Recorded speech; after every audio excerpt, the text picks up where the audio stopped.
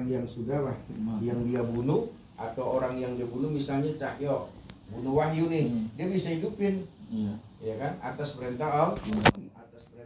Jadi kehendak Allah, yaitu kehendak Allah, kekuasaan Allah itu bukan kehendak si Dajjal. Menghancurkan alam dunia juga bukan kehendak dia, tapi kehendak Allah. Nabi Isa juga nggak bisa membunuh Nabi dan Dajjal kecuali dengan kehendak Allah.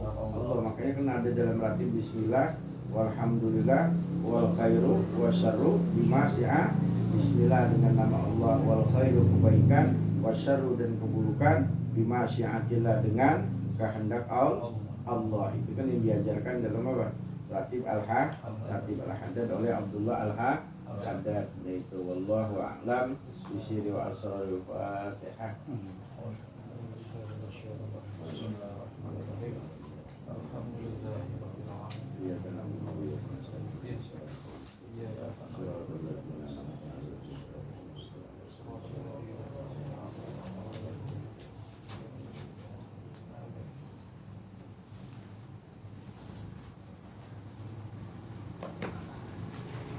Mana kemarin? Halaman 25.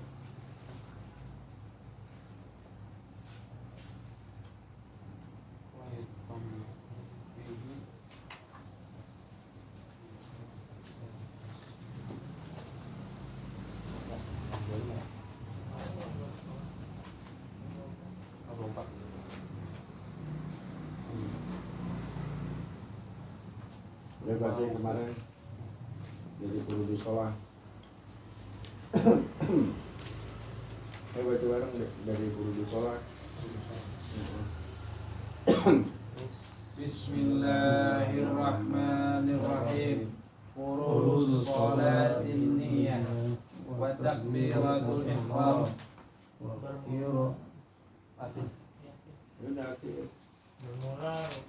bermula rukun salat. Yang pertama niat, yang kedua takbiratul ihram, wa qira'atul Fatihah, dan membaca surat Al-Fatihah bil basmalah dengan bismillah, wa tasydidnya arba'a asyarah 14, wa ikhraj Dodu minazzo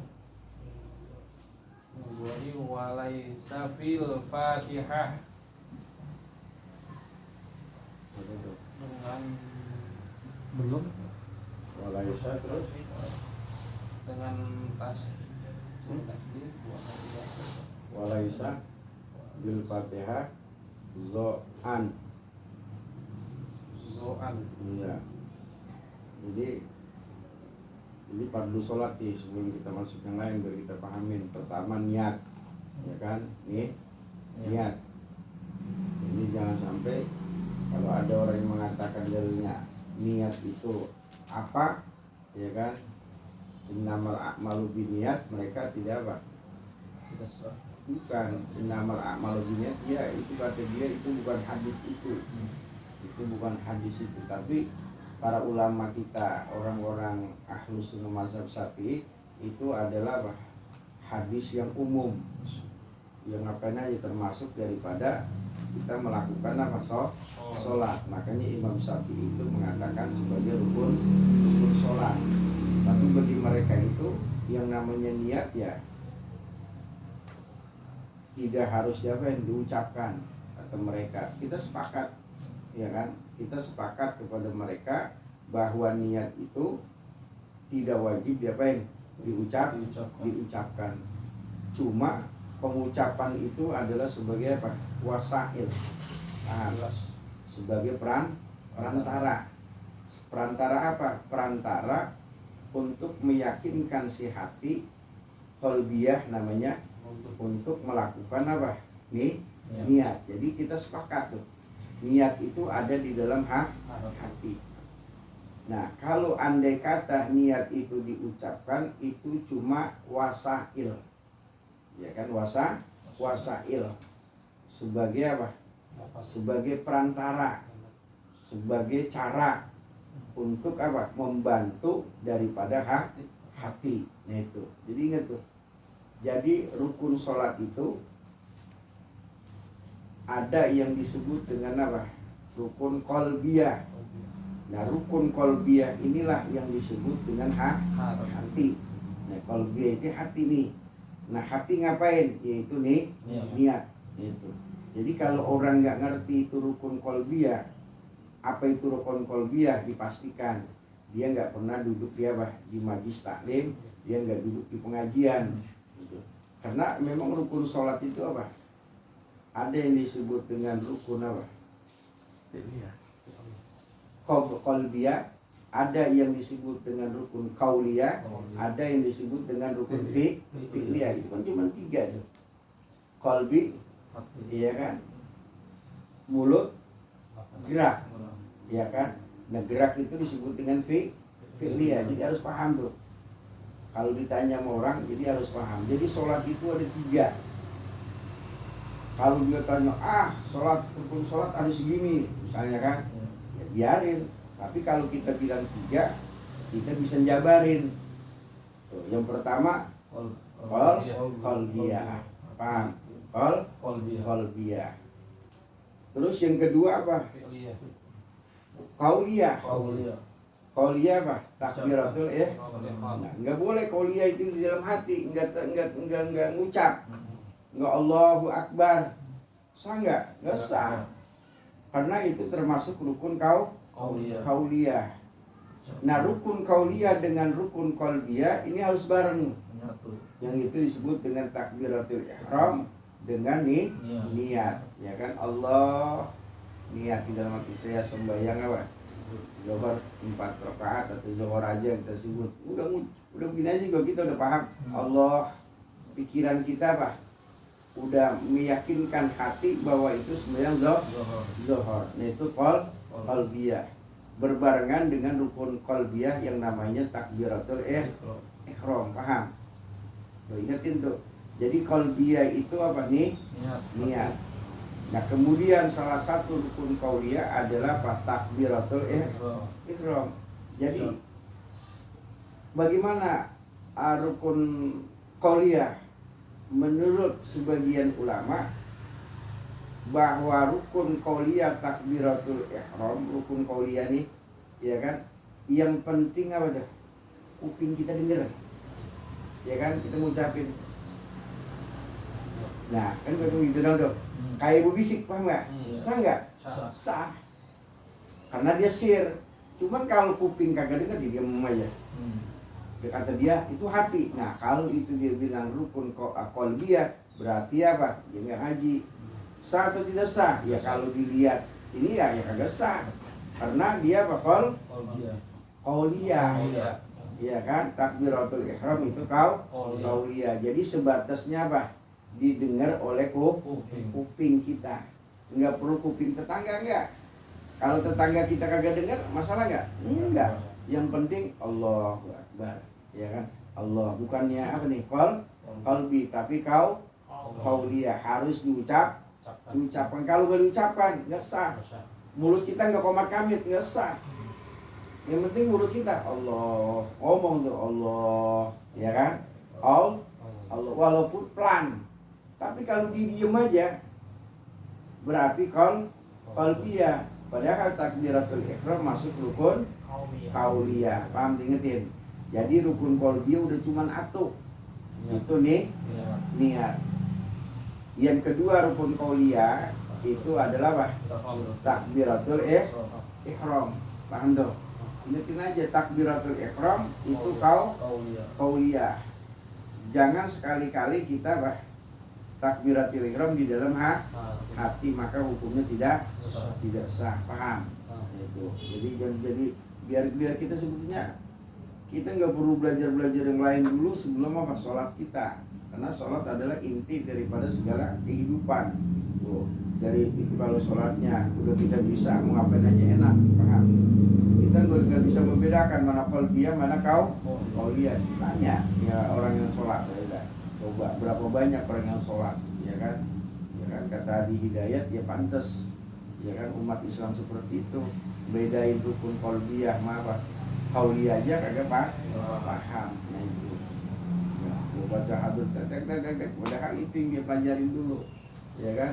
Ini adalah syariat syahadatnya kan udah paham.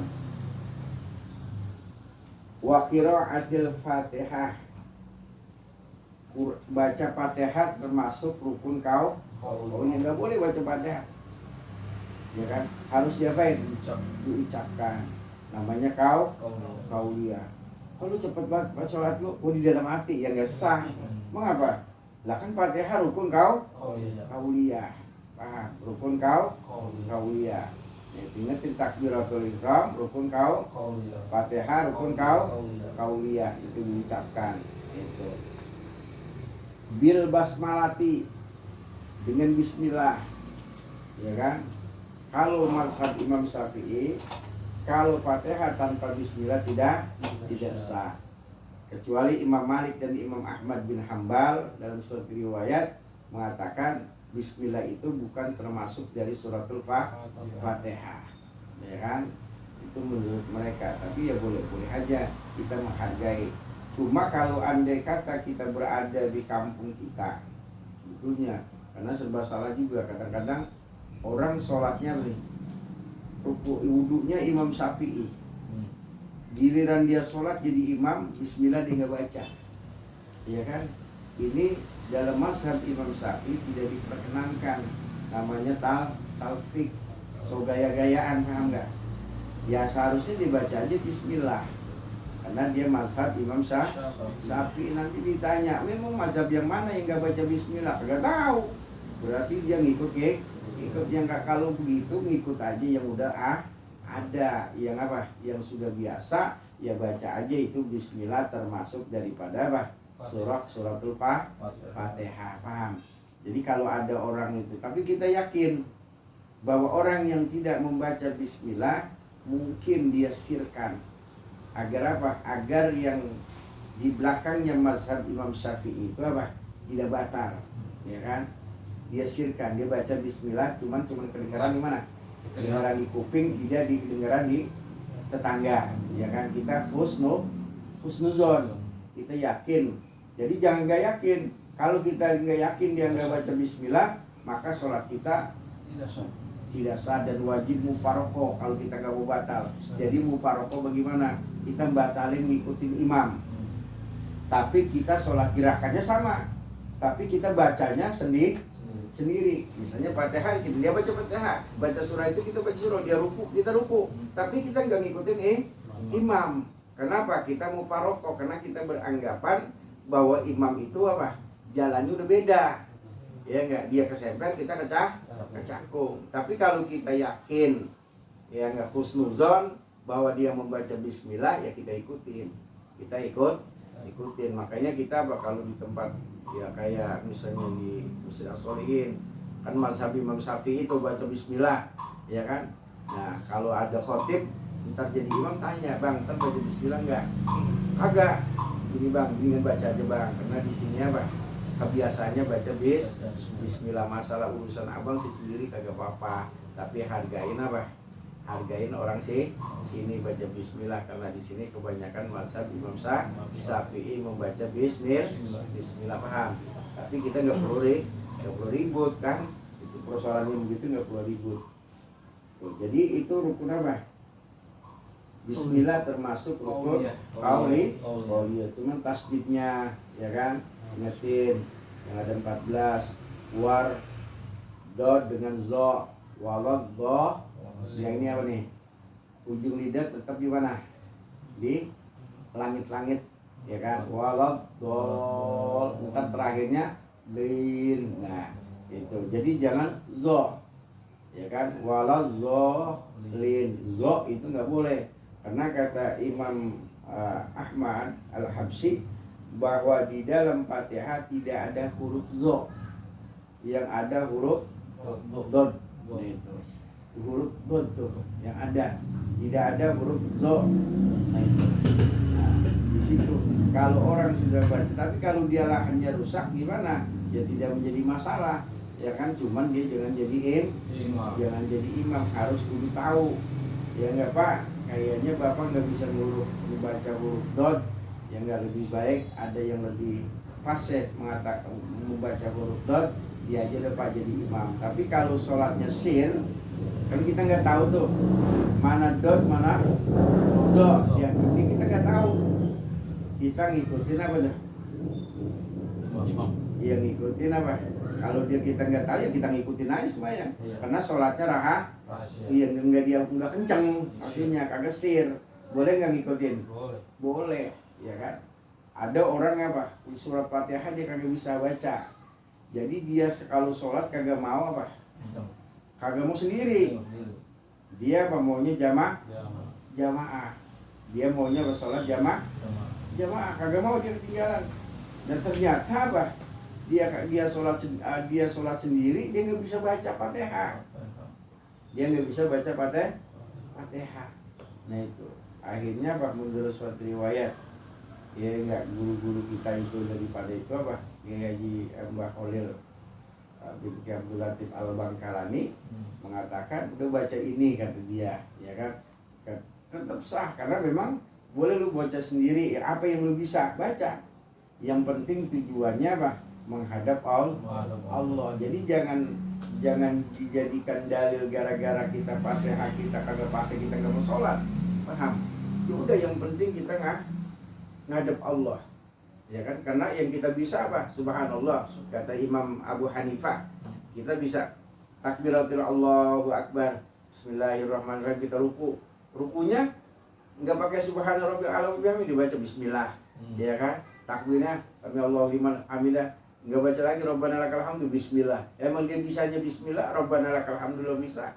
Tapi dia punya tujuan hatinya kepada Allah. Ini bagi orang yang belum ngerti boleh, tapi kalau dia ini harus belajar, jadi nggak bisa nyalain. Jadi kata Imam Abu Hanifah malah yang gampang-gampang aja. Makanya Fatihah itu bukan menjadi apa? Menjadi rukun daripada rukun sholat, ya kan, kata Imam Abu Hanifah. Tapi kata almarhum Ki Haji Siroji bin Abbas, kemungkinan yang dikatakan oleh Imam Abu Hanifah adalah orang yang belum bisa, orang yang belum bisa ngaji, baru belajar. Maka bagi orang yang belajar boleh baca apa aja. Tapi bagi orang yang sudah belajar, harus dia punya kekuatan mau belajar, ya dia harus memahami Fatihah. Jadi gitu kata. Jadi ada orang yang berdalil, ada mazhab katanya Abu Hanifah itu mengatakan boleh baca apa aja. Ya, sebagaimana tadi apa dikutip oleh Ki Haji Mbah Khalil Bangkalan. Justru ya Khalil Bangkalan ini orangnya luas, ya kan, luas, sama dia ikut Abu Hanifah ada tuh. Cuman menurut Ki Haji Sulaiman bin Abbas, kemungkinan itu bagi orang yang apa belum bisa tahap belajar. Jadi tidak apa jangan menjadikan dalil kita tidak sholat gara-gara tidak bisa baca Fatihah. Nah, itu kayak tadi santrinya siapa? Ki Haji Khalil Bangkalan, dia nggak mau sholat sendirian karena Fatihahnya belum fasih. Jadi dia ngikutin apa? Sholat jamaah. Tapi ada keuntungannya, berarti dia sholat jamaah. Makanya kenapa orang sholat jamaah itu? Ya kenapa? Kalau Fatihah kita belum ngepas, ada yang jamin. Karena kata Imam dalam hadis itu kata Rasulullah, al-imam domin. Imam itu yang menjamin bacaan kita tidak fasih, dijamin oleh si imam. Paham tuh? Nah itu adalah rukun daripada kauliyah. Jadi Fatihah dulu tuh, ingetin. Jadi rukun sholat yang pertama nih niat di mana? Hati yang disebut dengan rukun qalbiyah. Nah yang kedua adalah takbiratul. Nah itu termasuk rukun apa? Qauliyah. Terus baca apa? Fatihah. Nah itu disebut rukun qauliyah. Nah harus baca bismillah. Kalau memang tidak baca bismillah, kita berhusnuzon. Kalau imamnya tidak baca bismillah, kita husnuzon bahwa imam itu baca bismillah. Kalau memang dia tidak membaca bismillah, ya kan, memang dia berkeyakinan bahwa suratul Fatihah bukan bismillah bukan bagian dari suratul Fatihah, maka kita dalam kitab Fathul Mu'in kita wajib mufarroqoh. Tapi apa? Mufarroqoh gerakannya sama, cuman niatnya keluar. Kalau kita gerakan itu beda, kita sendiri dianggap apa? Aliran sesat. Jangan jadi menimbulkan fitnah. Bukan sholatnya yang dosa, bukan, tapi menimbulkan fitnah. Kalau bagi orang yang pinter, semuanya jamaahnya pinter, oh dia mufarokoh, paham? Dia tapi kalau orang yang kagak tahu, mufarokoh dia kagak kenal, wah, dia aliran sesat. Itu nauzubillah min dzalik. Jadi sholat ngikutin yang apa? Yang biasa-biasa aja. Kenapa? Pasti itu sesuai dengan tuntunan Nabi kita Muhammad sallallahu alaihi wasallam. Ya, baca wallahu a'lam bishawab aswal Fatihah.